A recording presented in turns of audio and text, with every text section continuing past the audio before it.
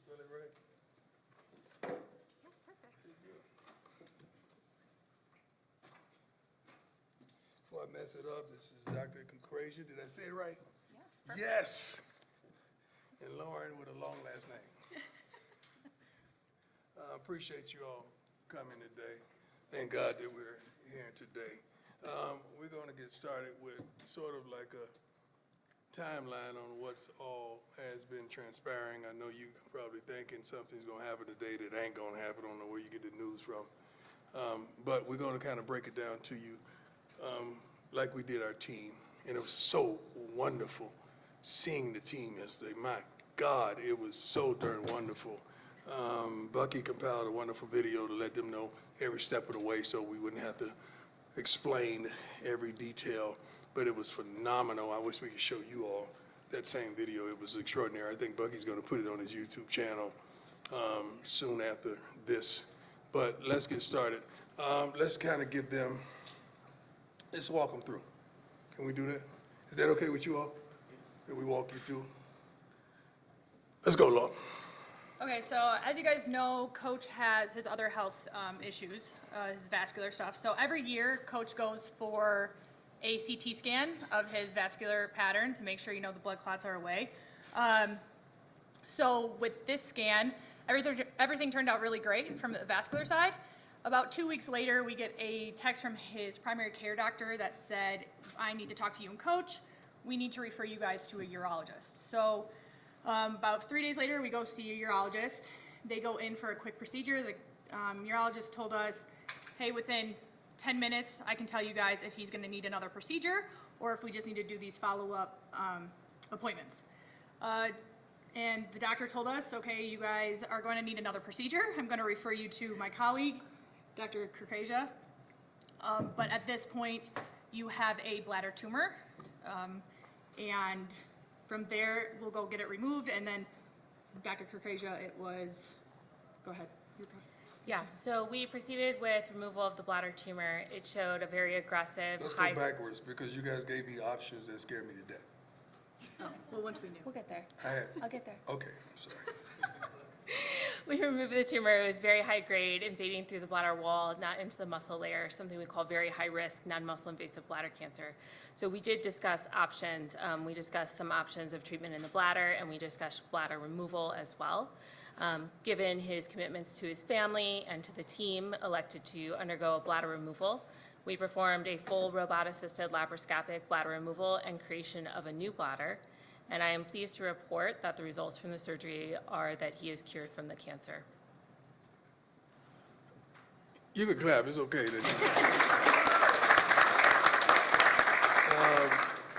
Rick was aware of what was transpiring, and he's been A1 and down there, just a blessing. Came to Texas to see me as well.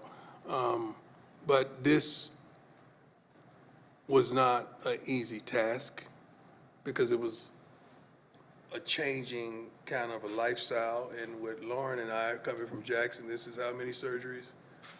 As of from 2021, this is surgery number 14. Surgery number 14. I had more surgeries out of the game than I did in the game. Like, what is going on? So, but they were so wonderful. You were such a blessing, guiding me to, taking me through, verbalizing every darn detail so that I could make an educated decision, which some didn't want me to go that way. They wanted me to go the other way. But I trusted and believed in you 100%. And the process wasn't easy.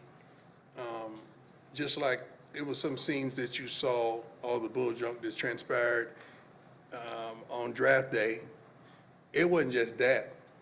It was just I knew as well I had a surgery coming up. My sons to this day don't know what transpired. I just told them something with my foot, again, because I wanted them to focus on making the team and not focused on dad. So they really don't know. My daughters do, and this joker right here, much love to my son, Junior, who have not left my side since we found out what was taking place. not one day. He's been with me here, been with me in Texas, been with me everywhere, every day, and I've seen his handsome face. And I love you to life, son, and I thank you for everything you bring to the table. But this wasn't easy. Men, everybody, get checked out. Because if it wasn't for me getting tested for something else, they wouldn't have stumbled up on this. And make sure you go to get the right care, because without wonderful people like this, I probably wouldn't be sitting here today, because it grew so expeditiously, I could say. But please get yourself checked out, especially African-American men. We don't like going to the doctors. We don't like nothing to do with a doctor. You know that. So I'm not just talking to the brothers. I'm talking to my Caucasian brothers, my Hispanic brothers, my Asian brothers, my everybody, and my sisters. And that's all, y'all. Get checked out, because it could have been a whole another gathering if I had. I'm thankful. It's been a tremendous journey.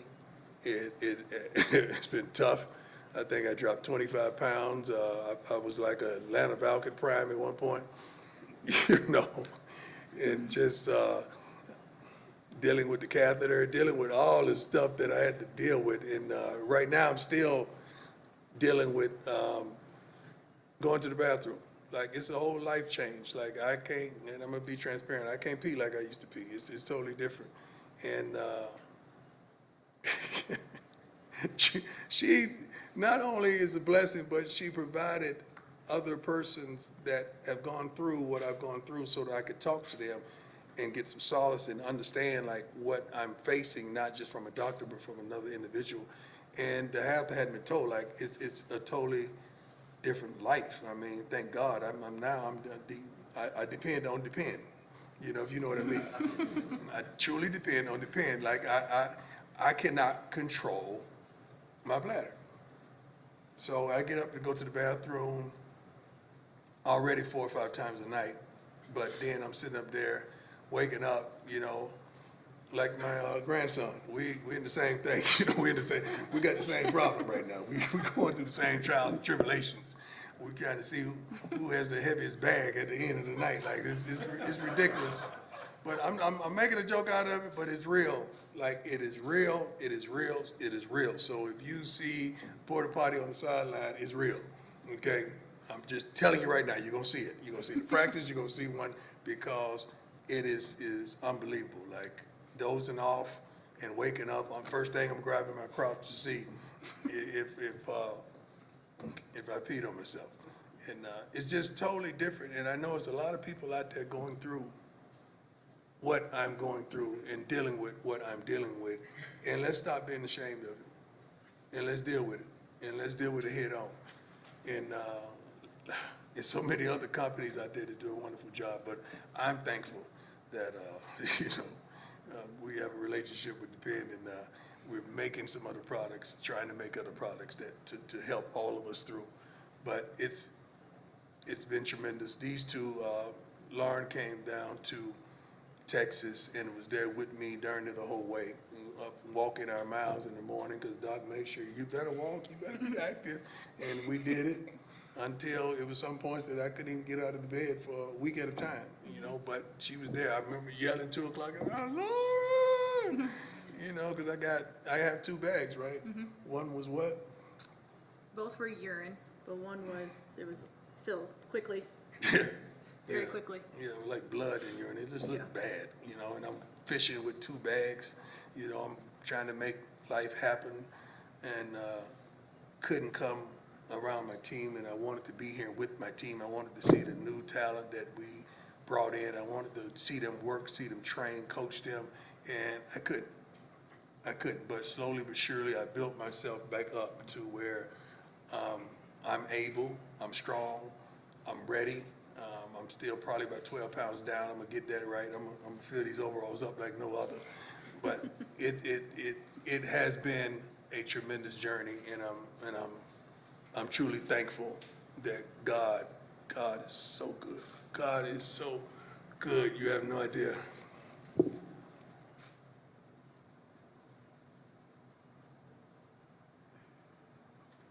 You have no idea how good God has been to me for me to be here. You have no idea. Thank you. Thank you both for everything. Let me add this for all you people that get upset when I start talking about the Lord. I never once through this whole journey said, God, why me? Because I would have to say, God, why didn't you sit me up here in front of these wonderful people? Why you give me the position of the head football coach of the prestigious university? Why you allow me to father 5 wonderful kids? Why you give me these relationships with these wonderful people? Why me, Lord? Did I have some of the things that I have? I can never say that. I can never say the other side because I'm going to have to ask that. I said, Lord, whatever it is that you're doing, let me know what it is so I could expedite the process. Because I know you got me. I've seen you have my back. I've seen you there in the midst of storms when nobody knew I was going through hell. I've seen you guide me and bring me through. Lord, I would never say why me, but let me know what I need to do so that I can help. And there's some people out there right now dealing with the same issue, are affected by that C word that we usually, when we hear that word, is normally a life sentence attached to it. But not this time. But not this time. Because God got me. And I don't take it for granted. I don't want you to take it for granted. Anybody out there, I don't want anybody to take it for granted because it's real. Everybody in this room, I guarantee you, have been affected by that C word somewhere in your life. Some parent, some friend, some loved one, somebody has been affected or infected. Some people have beat it. We have a player have beat it on our team, right? Family members have beat it.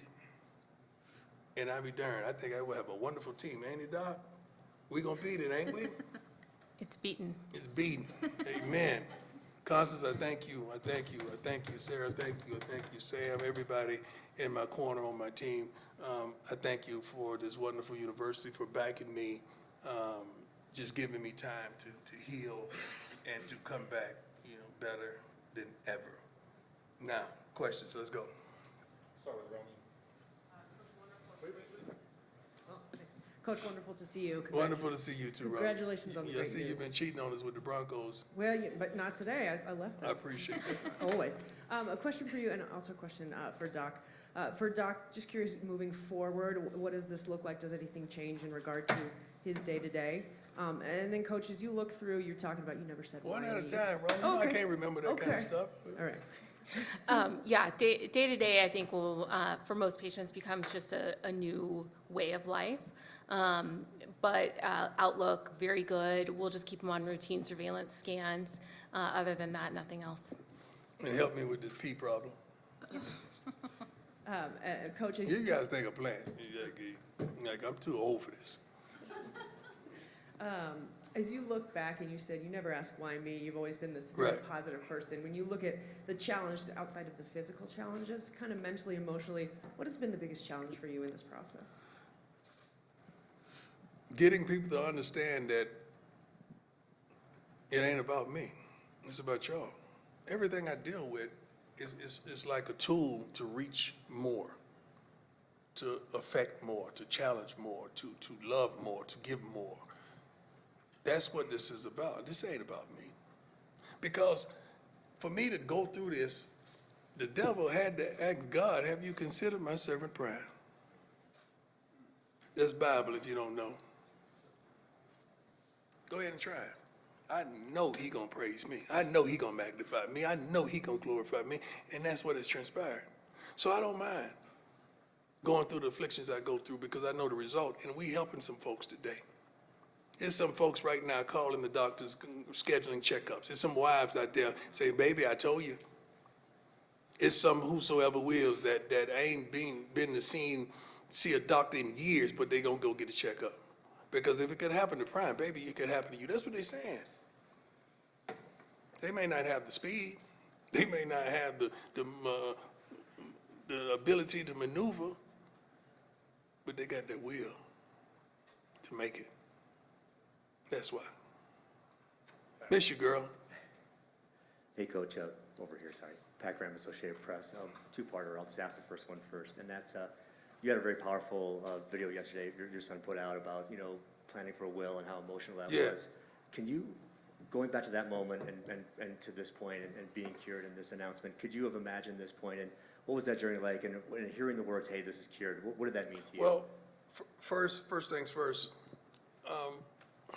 you don't want to be a fool and leave and not have your business affairs in order.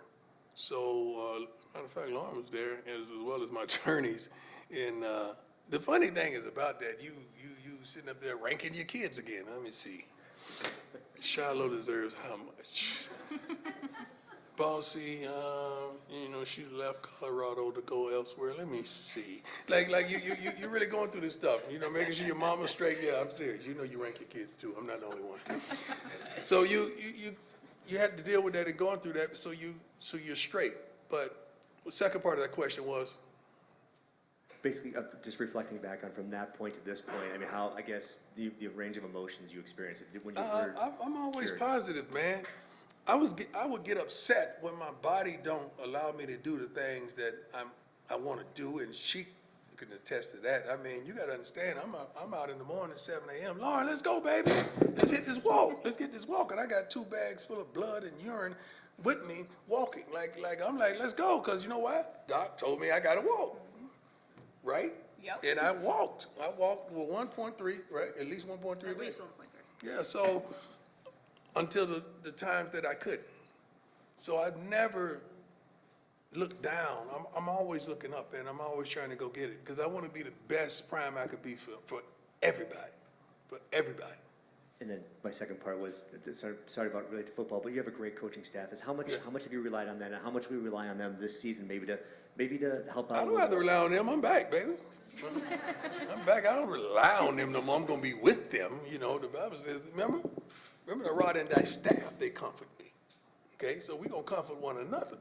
And I love them. We have a wonderful staff, and thank God that they're good enough that I don't have to babysit. I don't have to be there every minute too. And I know they got that. It ain't like I told them anything. I think they found out yesterday, like the team found out. They didn't know. And first of all, Constance, let me thank God for our team, Sam, our team that didn't disclose this to anyone. We did a good job. Usually you have a couple of leaks, but we were pretty good that we didn't disclose this to anyone because you guys definitely would have told it. So I'm thankful for that as well. Where's Sarah? Sarah, thank God, baby. I love you to life. Every time we go to the hospital, I hate going to the hospital, but every time we go, you're a true blessing for us, and thank you so much. I have you up under Sarah the plug in my phone. You connected to everybody. Next question. Rylan Scholes from Ralph Report. You spoke about this at the beginning of the presser, but what kind of support have you felt from the guys on your team, both the football team and medical? Football team didn't know. So Lauren and a few people, but our medical team, I know I keep saying it, but she is a gift from God. She really is. You have no idea the sacrifices she made to make sure I was comfortable. She does it for other patients as well, but she is a tremendous blessing, her and her family. So I'm truly thankful that you could tell when you have a doctor that care and they're invested in it, they're invested in making sure you're okay to details and all the persons that I was connected to understand what I'm up against. Adam Tiger, 24/7 Sports. How you doing, Adam? Doing well. Lauren, I actually wanted to ask you a question. You've been with Coach Prime through his foot issues as well. What's it been like just being by his side and seeing the resiliency that he's had over the years? Pretty amazing. He's never folded, not one time. Even when he was making the decision on what treatment route to go on, everything was for, no question, it was for his sons and for the football team. He knew his 2 things in life. Don't forget my daughters, man. I got 2 girls. Sorry, yeah, all kids, I They're guess. going to be mad. Yeah, they All gonna 5 of them. But he's never folded nor waved, not one time. Everything is, you couldn't ask for sometimes a better patient because he wants to get up and get going right away. So it's been awesome. It's been a hectic journey. It's been a lot, but there's a blessing, right, in disguise with all this. So Hey, Coach. So glad you're doing well. What's going on, boss? What's going on? Doc was kind of sharing the details there of when you were kind of presented with a big decision when you found out about the cancer. Can you kind of just take us into that and why you went down the path you did? Well, Doc, can you explain what went along with the different decisions? Sure. Yeah.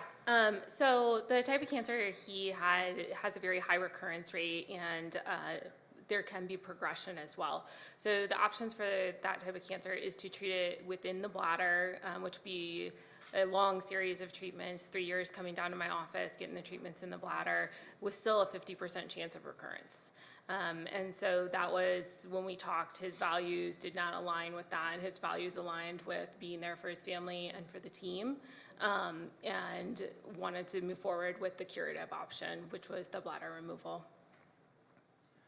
Coach, you admitted it was scary when you heard the original diagnosis. When did you realize you were going to be able to coach again? And is that the plan to coach? I always knew I was going to coach again. I never didn't realize I was going to coach again. I was always going to coach. It was never in my spirit, in my heart, that God wouldn't allow me to coach again. That's never thought like that. You know, it's just that I didn't want to be running down to the hospital once a week when I got all this on my plate. I didn't want that. And I was even like, okay, can they bring one of the machines and put them in the office? You know, I'm serious, like dead serious. Like, can they? We had a lot of conversations. Give it a lot of about it, conversations. Yeah. And Doc would look at me like, he is crazy. No. Yes, you are. I saw it in your eyes. He is crazy. Is he like this when he coached? Yeah. But we worked it out. We worked it out. Brian, go ahead. Hey, Coach. Brian Howell, Boulder Daily Camera. I have two questions for you. First off, I mean, this whole offseason seems like it's been quite an emotional journey for you between becoming a grandfather and seeing your sons go to the NFL and all this. What's this offseason been like for you, just that emotional? It's been wonderful. It's been a blessing. A lot of blessings comes with the luggage of tribulation and trials. But if you built for the trials, you enjoy the journey. See, most people are result type oriented people. Like, they just want the money, they want the goal, they want the dream. I love the process. I love the journey. I'm attracted to it. I'm dedicated to it. I love it. I eat and sleep and drink it. I love the journey. So understanding the journey that I've been on each year has been tremendous. And we're only in the beginning of it. And we already got one win stacked up. So I'm happy. So along with that, that leads into my follow-up is that yesterday you had the team meeting. You enjoy that journey as well. How good was it for you to get back in front of your team and wonderful. Just be where you'd like to be? Oh my God, wonderful. I mean, I'm sitting up there seeing new faces. I'm seeing new body types. Swayze has done our head strength and conditioning, done a wonderful job. Some of the players, I know it, I ain't recognize them. Like, good Lord, I've been working. You know, they've been calling, DMing me, texting me. They've been staying in contact, but it's another thing to see them and just to see their faces when I'm up there speaking to them, as well as this morning, because they got a lot of things to do academically and wholeheartedly this morning that they're doing. But it was wonderful just to be back and see the new field. The new turf is unbelievable. Thank you, Rick. I mean, the new turf, you guys don't understand. Like, I don't know if any of you have yards, like at your cribs, but it's something about, I don't know if it's the mist or the dew, but it gets a little slippery in the afternoons, early morning. That's what the field does. So we have a wonderful AD that wanted to eliminate that so that we could make sure we have every possibility of getting to the playoffs and having a suitable field. So that was behind the thought process. Hey, Coach, good to see you again. Good to see you. Back. Maybe more for your doctors rather than you, but what is the process of a bladder, I guess, removal, and like, what did you go through during that whole process, Coach, of, you know, having your bladder taken out in a prosthetic? For the doctors first. Yeah, so thanks for the question. At the University of Colorado, UCHealth, we usually do the procedure robotically. So it's a laparoscopic surgery where we attach a robot to the patient and then we do all the maneuvering of the robot.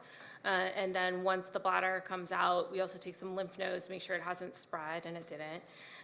And then we make a new bladder for people. We use their own intestines, so they don't have to take immunosuppression, but it is a new way of life, and it is a learning curve for sure.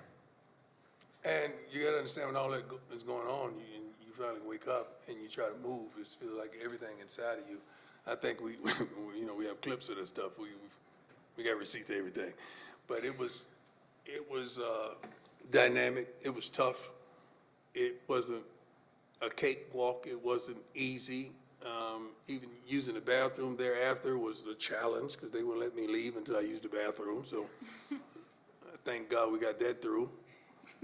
Yeah, that was a fight. That was a fight. It was a fight. But we made it. We made it. It was a fight. Doc was like, yeah, it was a fight over there. Hey, Coach, Leo Rivera with Scope of Sports. How you doing? There's been a lot of support from your fan base throughout this time, and the questions. Do you have a message to them and the people who, outside your extended family who have been supporting you? Love them. I appreciate them. I adore them. I don't take them for granted. I'm gonna just roll down these names real quick because I just feel compelled. Okay, Travis Hunter, Nate Newton, Michael Irvin, Redmond, Corey Fuller Hart, Pastor Keon, Pastor Dewey, Deshaun Jackson, Alfonso Williams, Rick George, Cedric Buckley, Pretty Tony is what they call it, Reginald Calhoun, Wheezy, Lil Twist, Constant, Sam, Jose, KK and Mont, Pac-Man, Jones, Big George, Sap, and Little George, Leon and Jennifer. They all came to visit. Leon and Jennifer is there every day. You have no idea what that did for me.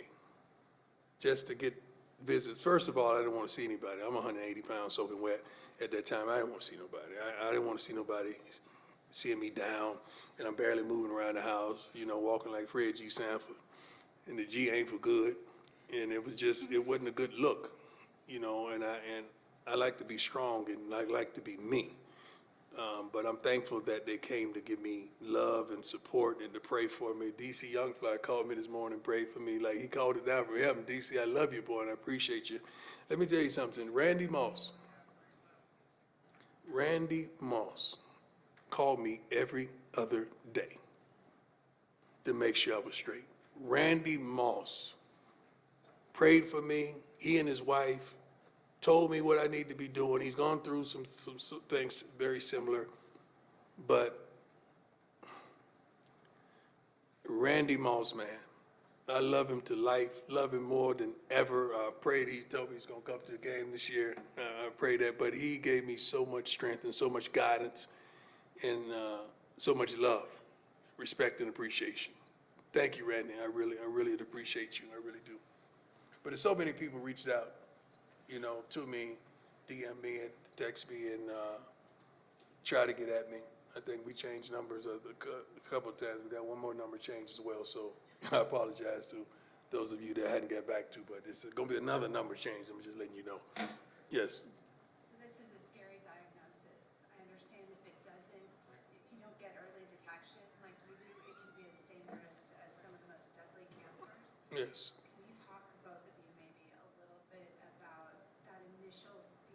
Well, the initial thing you do is what we all do. We Google, and that's the wrong thing to do because they tell you you're gonna die, dog. I mean, like they pretty much say that when you Google it, and you don't want to see that mess. Whoever's doing Google, you need to change it up because that ain't the thing to look at when you're going through what I went through. Like, you got about 30 days, man. Like that's the way it seems like it's talking to you, and you don't want that.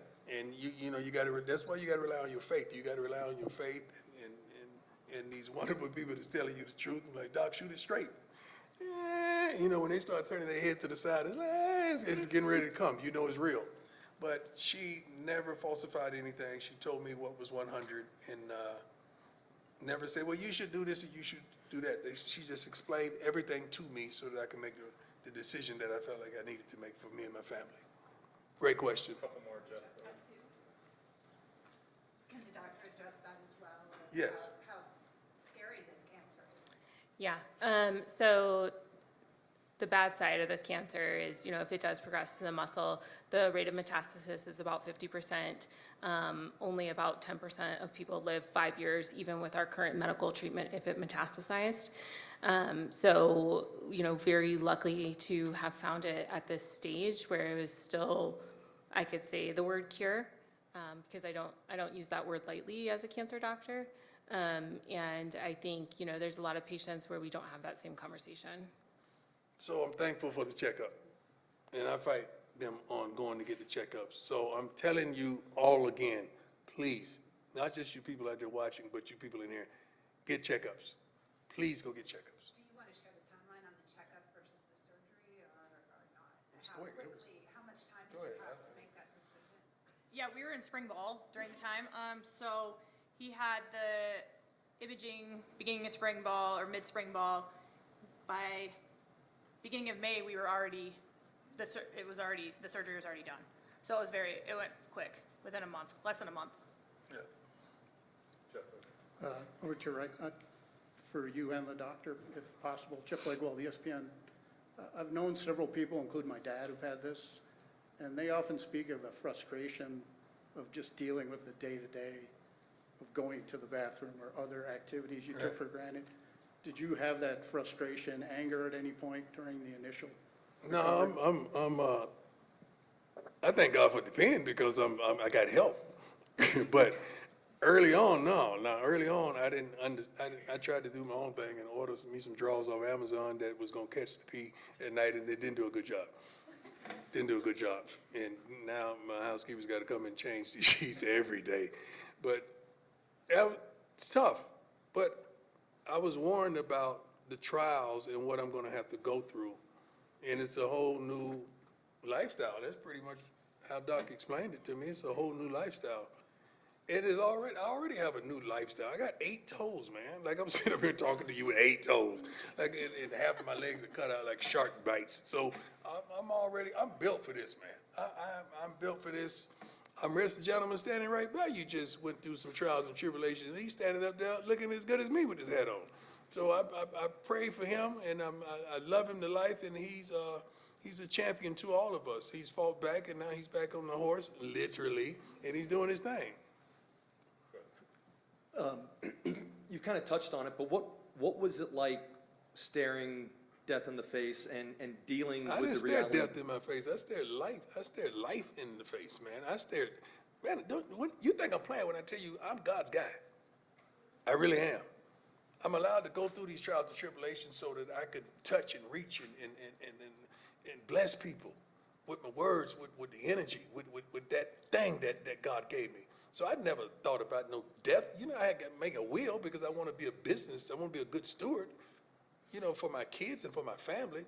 But no, I got too much life to be thinking about death. Too much life. I got too much life in me, and I got work to do. We got to win the third championship. You talking about death? No. God definitely ain't getting ready to take me before that. Couple more, Mark. Go ahead. Yeah, Mark Kisla, Denver Gazette. You just touched on that, and we heard very clearly there was no doubt in your mind you were going to coach again. Right. But when you're taking your walk with the 2 bags or fishing with the 2 bags, how did it reaffirm, or how did you reflect on where football and coaching fits in your life, and why you want to do this? Football, the decision I made and the surgery I chose was based on not just family, it was based on football. I didn't want to be going weekly to the hospital while I know I got practices.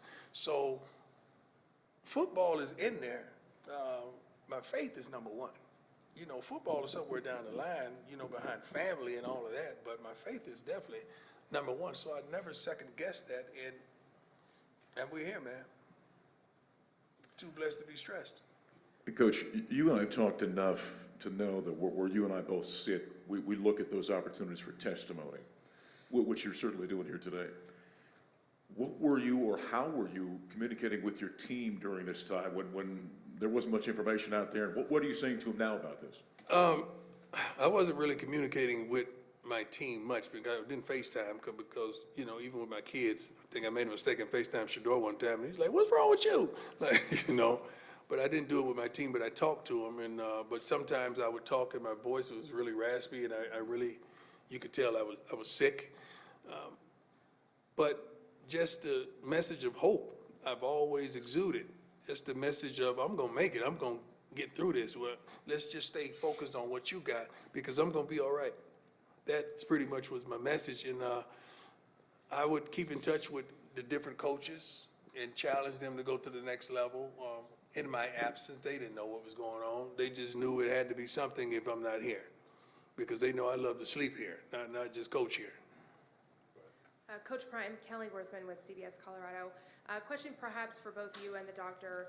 You say that this is also, you're a vessel for the message to get yourself checked, no matter who you are or where you are. But I wonder if there's things a person should be looking out for to know that they might be at risk or perhaps are in the condition that you were, Coach. Yeah, so I am also grateful to be here to talk about bladder cancer. So bladder cancer is the 4th most common cancer in men. The early signs are usually blood in the urine. Blood in the urine in absence of infection is never normal and should always get checked out. I think people should see their primary care doctors, as Coach mentioned, to initiate that. But I think, just really making sure that you're going to your primary care doctor visits, staying well, eating well, don't smoke. Coach was never a smoker, and it's one of the people that just unfortunately got bladder cancer, but that's also something that's very heavily associated with bladder cancer. I didn't have any signs whatsoever. I wasn't on any chart, any list for what this would obtain, to obtain bladder cancer. But it is what it is. That's why I know I'm a messenger, man. Sweetheart, I'm a messenger, just delivering a message to all. Yes, ma'am. To that point, what would be your message to people who might feel embarrassed or scared of what they could find if they were to go check it on their health? How would you inspire them? Do you rather be dead? Or would you rather be here dealing with something and being blessed to work with a wonderful doctor like this that knows she ain't no joke? Like it's I don't know if you said this, Doc, I think I might have dreamt it, but I think you said that as good as I was, you better. I am very grateful to be part of your care team, and I do not remember saying that. I think you said that, Doc. No. I think you said that. No. I don't know if I dreamt that, but I thought you said that. So I was confident. Courtney Fromm with Fox 31. Glad you're doing okay. Question for Doc. Was there any possibility that the new bladder could be rejected by his body? So we use people's own small intestine, so there's no chance of rejection. They don't have to take any immunosuppressants, anything like that. The bad thing with immunosuppressants is they also increase infection risk. So the natural choice is something that's already their own, and it can be formed into kind of a ball, which is the same shape as a urinary bladder. Works a little bit differently, but does the job very well. We'll close it out. Okay. Hey, Coach Jack Harlow. Jack Harlow, my man. Great to see you. You know I missed you, dog. I miss you too. I'm really glad that you're doing better. There you go. Yeah, really happy to see you again. Thank you. Today. Jack is a legend, by the way. Wonderful. I just love your sense of humor about this whole thing. Just where does that come from, making jokes, and just how much does that kind of help the process? There's a scripture that says God uses the foolish things to confound the wise. No symptoms, no nothing, healthy, going in there to look at something else, you find something else. Bless me with this wonderful doctor that is better at her game than I was at mine. And I'm on assignment, man. I'm on assignment, and I'm in alignment with where I'm supposed to be. I'm not lost. I'm not here by mistake. God planted me here. Boulder, Colorado? Who would ever thought you come from Jackson State to Boulder, Colorado? That don't make sense, but I'm here. And I'm thankful. So I'm happy and elated about everything, and especially this opportunity that I have to coach these young men and to lead some of these women that are part of our organization, a part of this program. I'm so thankful to be back in Boulder. You have no idea. But I never doubted one bit that I would be. But I know it was just a matter of time. So sometimes it may not happen when you desire it to happen, but it's just a matter of time. And I'm thankful that the amount of time that God chose to keep me there in Texas to rehabilitate me, to bless me, to inspire me, to feed me with words and that spirit and that fight, and that I was going to come back here right on time, praying for my sons, praying for my daughters, praying for my team. And my team told me so many wonderful things, and they text me so many wonderful things, and they DM so many wonderful things, that I love these young men to life. And I'm thankful that God chose me to coach them and to be right here. Jack Harlow. Follow Jack Harlow. Did I say it right? Carlo. See, I messed it up again. Jack Carlo. We're at Jack Carlo? Jack underscore Carlo. He needs at least 10,000 new followers. All right? At least 10,000. And stay out them DMs because they get you in trouble, dog. I'm telling you. From experience, I'm telling you. Thank you. God bless you all. Appreciate it.